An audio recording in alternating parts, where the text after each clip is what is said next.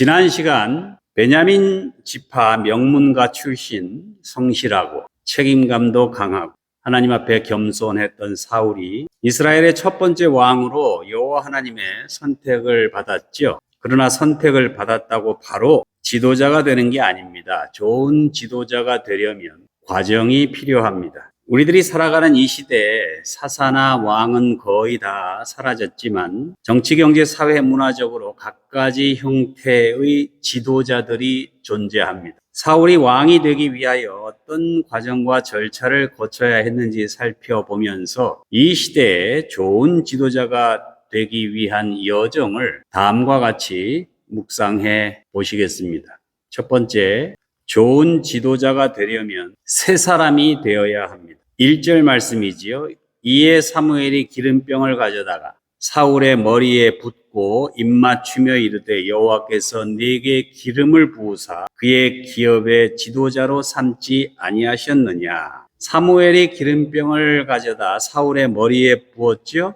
왕으로 기름 부음을 받는 형식적인 예식입니다. 그러나 그런 형식적인 절차만으로는 좋은 지도자가 될 수 있는 게 아닙니다. 형식적인 절차는 절차일 뿐 정작 중요한 것은 내적인 변화입니다.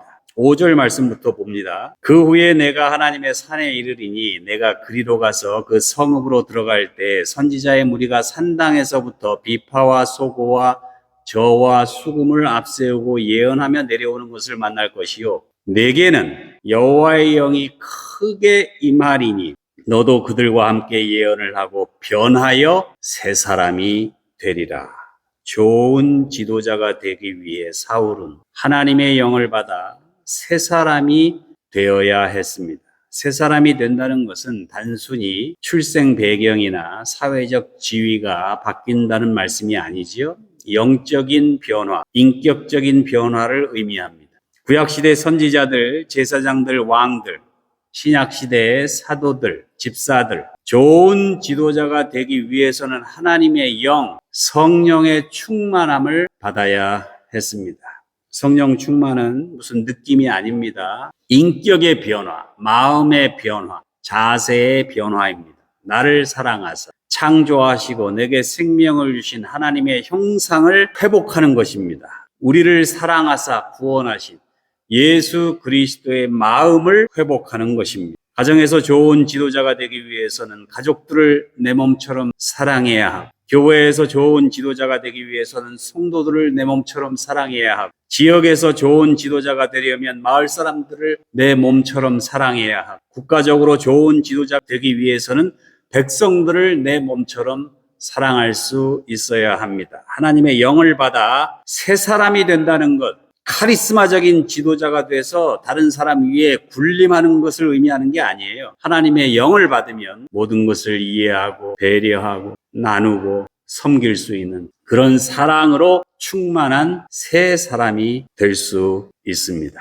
그렇게 가정에서, 교회에서, 직장에서, 지역사회에서 성령 충만받아 사랑으로 충만한 그런 좋은 지도자로 살아가시기를 주님의 이름으로 축원합니다. 두 번째, 좋은 지도자가 되려면 기다려야 합니다. 본문 8절이죠. 너는 나보다 앞서 길갈로 내려가라. 내가 네게로 내려가서 번제와 화목제를 드리리니 내가 네게 가서 네가 행할 것을 가르칠 때까지 7일 동안 기다리라. 사무엘은 사울과 함께 길갈에서 번제와 화목제를 드리기로 했습니다. 그러기 위해서 사울은 7일을 기다려야 했습니다. 시간에는 물리적 시간, 크로노스가 있고 영적인 시간, 카이로스가 있습니다. 크로노스가 인간의 시간, 인간의 때라면 카이로스는 하나님의 시간, 하나님의 때입니다. 아무리 인간의 눈에 인간의 때가 좋아 보여도 하나님의 때가 되지 않으면 인간이 아무리 노력해도 이루어지지 않습니다. 하지만 비록 인간의 눈에 아직 때가 아니라고 생각될지 몰라도 하나님의 때가 되면 다 이루어질 수 있습니다. 인간이 하나님의 뜻을 위해 기다려야 하는 이유입니다. 특별히 좋은 지도자가 되려면 하나님의 뜻이 이루어지는 시간을 잘 분별하여 기다릴 수 있어야 합니다. 무작정 아무 생각 없이 멍하니 기다리라는 의미가 아니죠. 하나님의 뜻이 어디에 있는지 깊이 묵상하고 기도하면서 기다려야 합니다. 하나님의 때가 아닌데 서두르다가 일을 망치거나 자신의 뜻과 하나님의 뜻을 구분하지 못해서 우왕좌왕하지 않도록 충분히 기도하고 묵상하며 하나님의 때에 하나님의 뜻이 나타날 수 있도록 기다릴 줄 알아야 합니다. 사울은 사무엘이 말한 대로 길갈로 가는 길에 느긋하게 기도하며 기다렸어요. 그러자 하나님의 영이 사울에게 크게 임했습니다. 본문 10절 말씀부터 보면 그들이 산에 이를 때 선지자의 무리가 그를 영접하고 하나님의 영이 사울에게 크게 임함으로 그가 그들 중에서 예언하니 전에 사울을 알던 모든 사람들이 사울이 선지자들과 함께 예언함을 보고 서로 이르되 사울도 선지자들 중에 있느냐 하고 그러므로 속담이 되어 사울도 선지자들 중에 있느냐 하더라. 예수님의 제자들도 마가의 다락방에 모여서 예수님께서 부활하실 때까지 기도하며 기다려야 했습니다. 성령께서 강림하시기를 간절히 기다리며 기도해야 했습니다. 교회를 세우고 복음을 전해야 할 좋은 사도들이 되기 위해 예수님의 제자들은 두려움과 공포를 무릅쓰고 기다려야 했습니다. 사울도 좋은 지도자가 되기 위해 기다려야 했습니다. 그렇게 기다리다가 성령 충만함을 받았습니다. 선지자들과 함께 예언하면서 영적인 교제를 나눌 수 있었습니다. 17절 말씀부터 보면 사무엘이 백성을 미스바로 불러 여호와 앞에 모으고 그런즉 이제 너희의 지파대로 1000명씩 여호와 앞에 나오라 하고 마침내 사무엘이 미스바로 이스라엘 백성들을 소집해서 사울을 공식적인 이스라엘의 왕으로 선포하는 장면이지요. 20절 말씀부터 보면 사무엘이 이에 이스라엘 모든 지파를 가까이 오게 하였더니 베냐민 지파가 뽑혔고 베냐민 지파를 그들의 가족별로 가까이 나오게 하였더니 마드리의 가족이 뽑혔고 그 중에서 기스의 아들 사울이 뽑혔으나 그를 찾아도 찾지 못한지라 여호와께서 대답하시되 그가 진보다리들 사이에 숨었느니라 하셨더라. 그들이 달려가서 거기서 그를 데려오매 그가 백성 중에 선이 다른 사람보다 어깨 위만큼 컸더라. 모든 백성이 왕의 만세를 외쳐 부르니라. 본문 1절에 의하면 이미 사무엘이 사울에게 기름을 부어 이스라엘의 왕으로 삼습니다. 그런데 20절 말씀부터 보면 사무엘이 정식으로 사울을 이스라엘 백성들 앞에 소개하고 공식적인 왕으로 세우는 즉위식을 개최하는 장면이죠. 아무리 사울이 여호와 하나님의 부르심을 받고 사무엘에 의해 기름 부음을 받기는 했어도 사울이 이스라엘 12지파를 다스리는 왕으로서의 책임과 의무를 제대로 감당하려면 이스라엘 백성들로부터 공식적으로 인정을 받고 그들의 도움을 받아야 했습니다. 가정에서도 아무리 아버지의 권위가 크고 능력이 많아도 어머니의 협조가 있어야 되지요. 자식들의 존경을 받아야죠. 한 가정에서도 가족들 모두 한 마음 한 뜻으로 서로 이해하고 배려하고 협력해야 건강하고 행복한 가정을 이룰 수 있습니다. 하물며 한 나라가 건강하고 안전하고 행복하려면 시간이 걸리더라도 인내하고 기다리며 온 백성들이 한 마음 한 뜻으로 힘을 모으고 서로 신뢰하고 협력할 수 있어야 합니다. 그래서 사무엘은 사울을 이스라엘 백성들에게 소개하고 하나님께서 그에게 기름을 부으사 왕으로 삼으셨다는 것을 공개적으로 선포한 것입니다. 여기서 마지막 세 번째, 좋은 지도자가 되려면 함께 가야 합니다. 자, 그렇게 즉위식이 끝나고 이제 백성들이 집으로 돌아갑니다. 25절 말씀부터 보면 사무엘이 나라의 제도를 백성에게 말하고 책에 기록하여 여호와 앞에 두고 모든 백성을 각기 집으로 보내매 사울도 기브와 자기 집으로 갈 때 마음이 하나님께 감동된 유력한 자들과 함께 갔느니라. 왕으로 뽑힌 사울도 혼자 힘으로는 아무것도 할 수 없었다는 거예요. 사람들의, 백성들의 신뢰와 협력을 받아야 하는데 마음이 하나님께 감동된 사람, 유력한 사람들, 그들과 함께 갔다는 겁니다.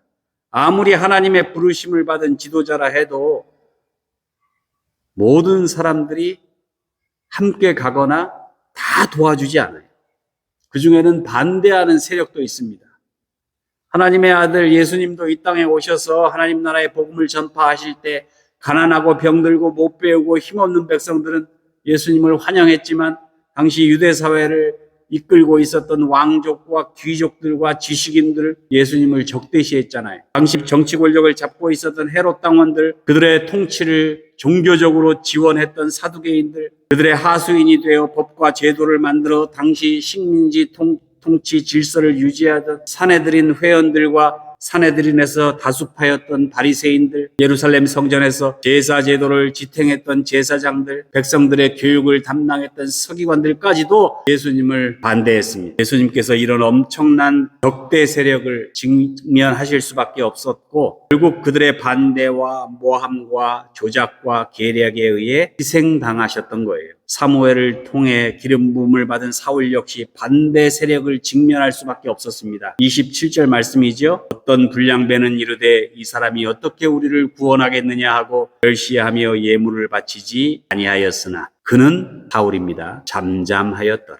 반대 세력을 향해, 적대하는 세력을 향해 사울은 잠잠했다는 거예요. 마치 예수님께서 당신을 반대하고 적대시했던 세력들을 처벌하지 않으시고 그 앞에서 어린 양처럼 십자가에 못 박혀 돌아가신 것처럼, 심지어 자신을 못 박아 죽이는 자들을 위해 예수님은 주여 저들이 자신이 하는 일을 모르나이다 이렇게 기도하면서 자신과 함께 십자가에 못 박히는 죄수를 구원해 주시기까지 했습니다. 끝까지 자신을 모욕하고 반대하고 죽이는 자들과 함께 가기를 원하셨던 거예요. 사울 역시 자신을 반대하는 세력 앞에서 잠잠했습니다. 함께 가기 위해서. 비록 나를 지지하지 않더라도, 나를 돕지 않더라도 함께 이스라엘을 건국해야 할 하나님의 백성이기 때문에. 사울이 처음에 사무엘에게 기름 부음을 받을 때에는 이렇게 성령이 충만하여 겸손한 인격을 주었습니다. 하나님의 때를 겸손하게 기다릴 줄도 알았습니다. 자신을 반대하는,